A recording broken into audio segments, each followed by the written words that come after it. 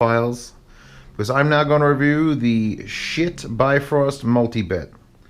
Now, if you go to the website and you go to Schiit BiFrost, you see it's $400. Then if you decide to choose the Multibit option, it's now $600. And what the fuck is Multibit? Well, I'm going to link to a Wikipedia article and maybe some other things to try to explain it. But it basically, you go from Sigma Delta to multi-bit. It's just science. All right, it goes through science. So the way that ones and zeros happen into waveforms is done differently. Now, being a Z reviews and being the bane of everyone's existence who wants to save money, this is actually a good review for you. Because I have just set up, and I've been listening to this for weeks, but only today, a couple hours ago, have I set up the AB rig. Because if it's going to be on this channel, I'm going to give you the straight lowdown on what I hear. Because that's all that matters. Everyone else's opinion on multi-bit versus something else, I didn't want to read it. I don't even want to read it. Because that'll skew my brain up like scrambled eggs. So instead of reading, let's do experiments. I like experiments. I have the multi-bit. I have my XDA2, which I chose as the DAC to compare against because it has variable output. And if I put it against like the ODAC or maybe like the Mica Origin, something lower down, I wanted to make sure I could push up the volume out of the RCAs to match this. And this is the only one that'll do above and below zero. And I'm feeding them both into this switch box. And I'm feeding this switch box, the SESCOM switch box, into my own X1S, so it'd be my amp, through the line in. And up for listening today, we've got the HD600s, which I don't think anyone will blame me for pulling those out. And since they're here, what the fuck, Alpha Dogs. And the way I have this set up is we're looking at a Windows 7 machine with FooBar 2000 running nothing but FLAC files. And I have it set to hotkey Wasapi push to both of these. So I press a button and this is playing and I flip this switch. I tried to be cheap about it and put this just through a Y connector, but that was freaking things out with ground loops. Oh my God. So I stopped that immediately. So I bought the SESCOM, which is made in America and very small. And although it's really cheaply made inside, it's still, this is what I wanted. So I basically am going to play music, put headphones on, adjust the levels. Then I'm going to press one on my numpad and flip the switch to the left, and that will be the multi-bit. And I press 2 and flip the switch, and it'll be the XDA. And they're both balanced equally. There's no volume discrepancy that I could tell through testing. And I will be able to tell you, I have them both, by the way, set to 24-bit 96 kilohertz, because that's the way Windows 7 is weird that way. So you could all freak out and say, obviously it wasn't a great test because it wasn't 32-bit and DSD, oh no, fuck you. So 2496 are what we're set to. We're not doing any upsampling in FooBar. And like I've said in my Sanskrit video, if you're getting a DAC higher than a certain value, it's either doing something different for the sake of being different or it's doing something wrong. So we're going to find out, because I've only done about 20 minutes of back and forth with these two to get everything leveled. Do the 600s first? No, we'll save those. Let's get the alphas. The alphas on there. Of course, I'm taking up my entire brand new mouse pad with that.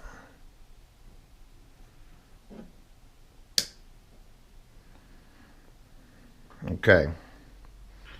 So right now, I'm listening to the XDA2. Now, you say, oh, this should be a blind test. Well, that's a little harder for one person to do. So, till someone thinks of a way to flip a switch and hit a button and have it random, live with it. Let's get to a little more lively song.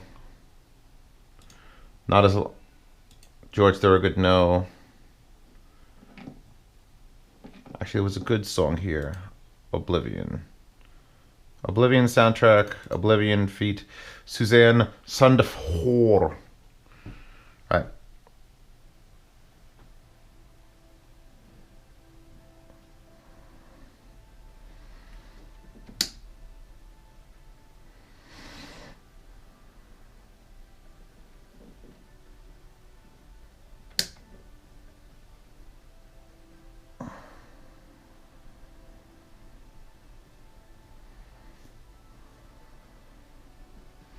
Aren't these interesting reviews when you don't hear me breathing?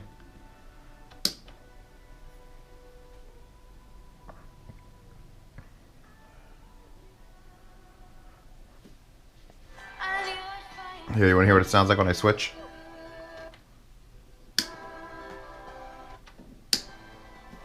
So there's this much of a break.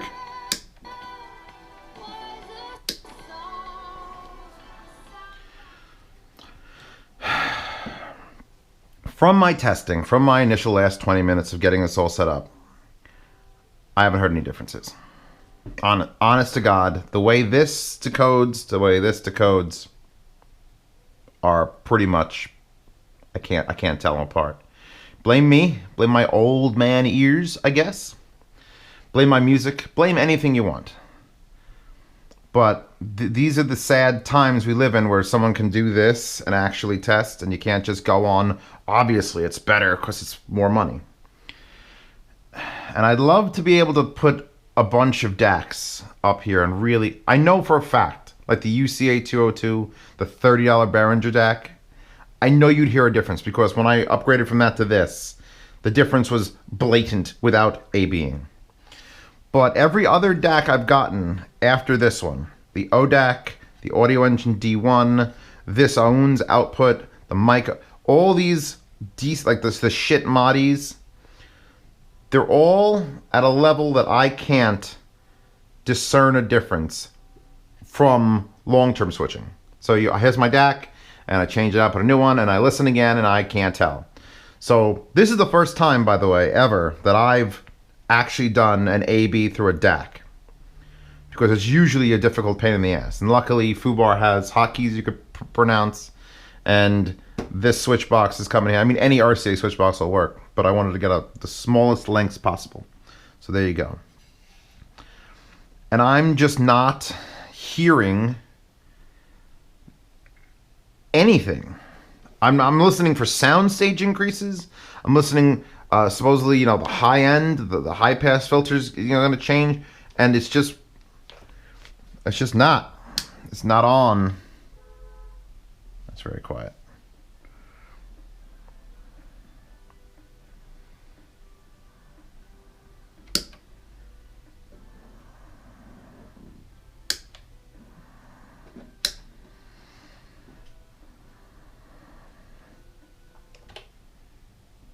Just keep going through my list. Switch to the 600s in a bit.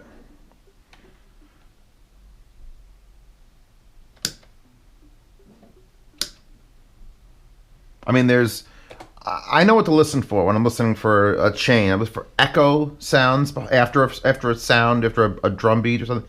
You'll hear the echo, and on good amps, you'll hear the echo slightly longer or slightly louder. It'll change the shape of things.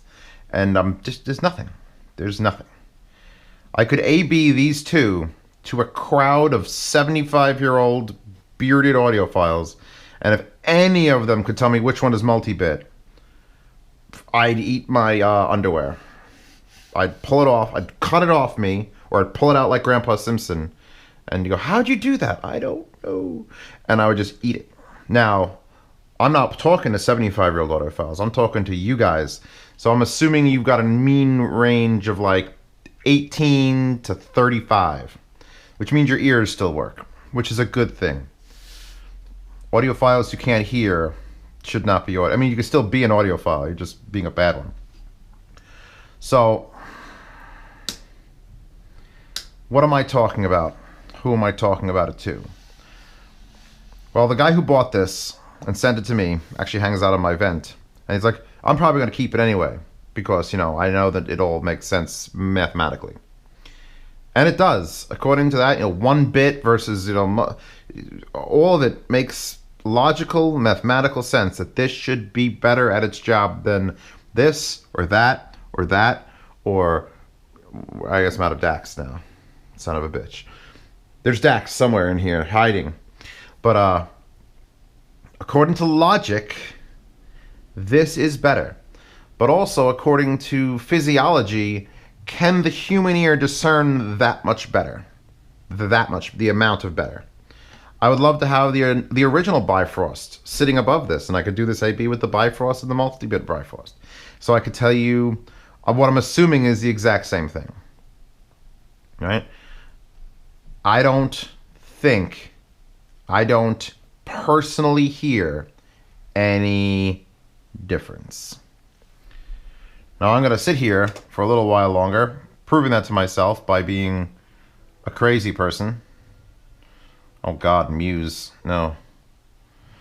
Too quiet. Unrecoverable playback error. 22 hertz. Why? Why would that even be on my list? Let me pick something personal. Chemical Brothers has some decent stuff, but is it well recorded enough?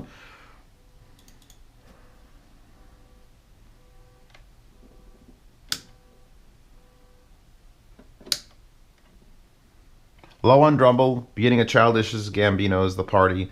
I know low end stuff is not, actual bass. Usually is real easy because it's such a slow amount of, the response is very slow. So everything can handle it. But not hearing a difference in that.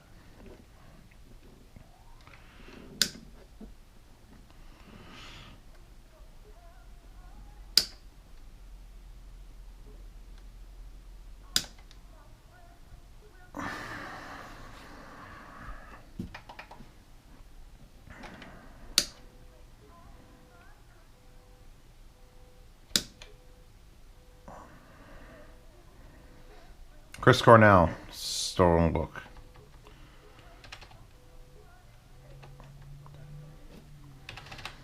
I gotta find something. Gotta keep searching.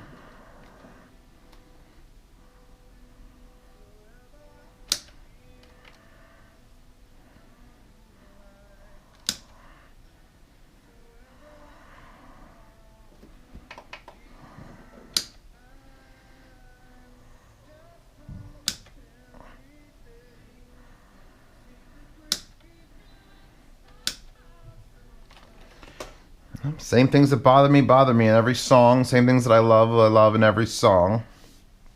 Switch headphones. I like close for analysis, but maybe the absolute brutal neutrality of the 600s will help show me the way. Show me the way.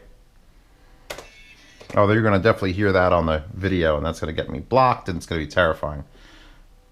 I'll just keep it lower, I guess.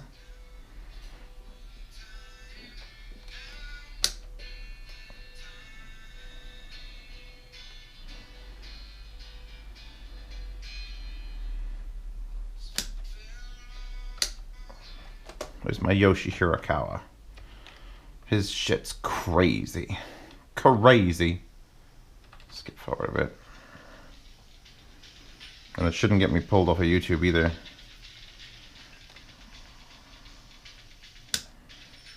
I mean, if you were going to hear a soundstage increase, these would be the headphones, and this would be the music.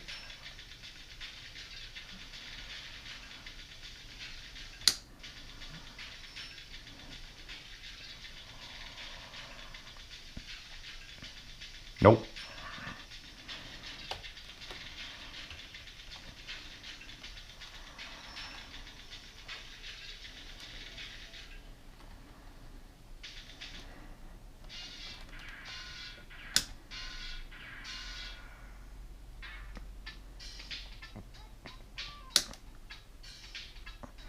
Bass impact, channel separation, nothing.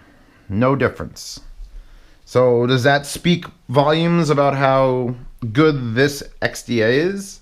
Or does it speak volumes about how the BiFrost and Multibit are all just pretty much as good and you're never going to hear a difference? I mean, look, I went to the Denver Audio Show, all right? And I walked into a room and the guy was showing me his beautiful equipment. All matching. Amps, the DACs, the power conditioner for the DAC, the pre-power conditioner for the power conditioner for all of it. DAC was $46,000. $46,000. All right? That is... I went to Denver, because, this is what audio reviewer, I got to go there, but I still got angry in a lot of those rooms because I understand how things work, basically. I'm not an electrical engineer, I know that. But I know the limitations of the human body. Ladies. But, there's no $46,000 you can... And that was just for the DAC. The power conditioner for the DAC and the it was like $70,000 just to get to the RCA outputs, which I'm sure the fucking cables are $1 million too. So I don't believe in high-end DACs doing good, doing more than, you know, what the current crop of good, you know, $100 to $200 DACs can do. Modi, perfect. ODAC, revision A, revision B, I don't think it really matters. Perfect. Perfect enough. I bought this because I had a headphone out, and I very rarely use it because the actual amp in this is not that powerful. But, you know, I got this for like $200. This entire thing with preamps and adjustments and a remote control. And I can't hear a difference between this unit with features and this unit with, well, it can switch between USB, optical, and coaxial. But you know, that's the list of the features. I love Schiit. Schiit is great. I rub that all over my body all the time. All the Schiit stuff. But we're not here to talk about Schiit in particular. We're here to talk about high-end DACs. And this is the most expensive one I've ever heard. Other than that $46,000 one. Which, by the way, you know what sucks? When you have a $70,000, you know, signal chain and then you put it in a hotel room that has no acoustics. That's where it sucks. And that's why I'm testing with headphones and not speakers. Because, no, you get DACs good enough you can hear it on speakers. No, you can't, because the room sucks dick. All rooms suck. Anechoic chambers, they don't suck, but you don't have one. And even if you did, headphones are still going to be better for this sort of analysis. And that's what I'm here to do today. I'm not here to tell you, if I was just listening to this and I was like, well, I guess, you know, the bass, no. A, B, nothing. I got nothing for you. So, sorry for this letdown. It's not a bad review. It sounds great. It sounds as good as all the other great DACs I've listened to. And, I'm hoping someone else puts this sort of rig together and confirms what I'm saying and doesn't, you know, oh, you obviously did it wrong. Because this is as basic as I can get. The computer switches which one it uses, USB to both. The signal comes into here when I switch, and I just tell it to go to a single amp, and the amp plays to whatever headphone I'm testing on, and we're good. So, I mean, this is it, people. It's another 10-minute video telling you how a DAC is not any better than any other DAC. I do like the fact that it has straight 110. Are you going to look at the back of it? I guess this is a review of the unit, so I should sort of show you it. Power switch, which just stays on all the time if you don't switch it off. So I would recommend switching it off. This is obviously for the Multibit or for the regular BiFrost. You got fiber optic in, which I did try a little bit with my Chromecast because that's the only fiber optic thing I have. USB in, coaxial digital in, which I have nothing that outputs that, unfortunately. And here's your RCAs. And that's it. Made in America. If you're going to blow $600 on a DAC, you might as well blow $600 on a DAC made in the US of A. But, I'll rub my other stuff because it's very good. Very good other stuff. There it is. Now, if I had heard something, anything different, I'd tell you. And even if I heard that thing and it was just the smallest little thing, I would tell you there's something different. And you know what? It still wouldn't be worth $200. $200 above what the BiFrost cost. And the BiFrost may not be worth the $300 it's over the Modi. So there you go. Someone needs to send me every single Schiit DAC, and I will build a rig and I will test them at A/B, and that's all I could do. Because if we're not going measurements out of the RCAs, I guarantee the measurements out of this and out of the ODAC and out of any of these other DACs I have are absolutely clean and flat. So what the hell is this going to show on a measurement compared to that? How is the clean and flat going to be cleaner and flatter? And if it is, to what percentage? I'm just bitching now. I don't want to make this a bitch video. This is a good learning video we all need to watch and not get pissed off at. You crazy audiophile bastards. The audiophile term needs to be redefined. And people need to know their limits. If you have the budget and you're just like, I want the best DAC. There's DACs above this. They have DACs above this. What do they got? Where's my DAC list? Yeah, products. So you can go with the $2,300 Yggdrasil DAC, which is fucking massive. It's the size of a VCR, if you guys know what that is. Basically like an Xbox One for you new kids. And yeah, I don't know, maybe $2,300 of maybe. How much cleaner and how much wider, and what is it doing to make it that much more money? What are you doing? Describe it to me. I can't.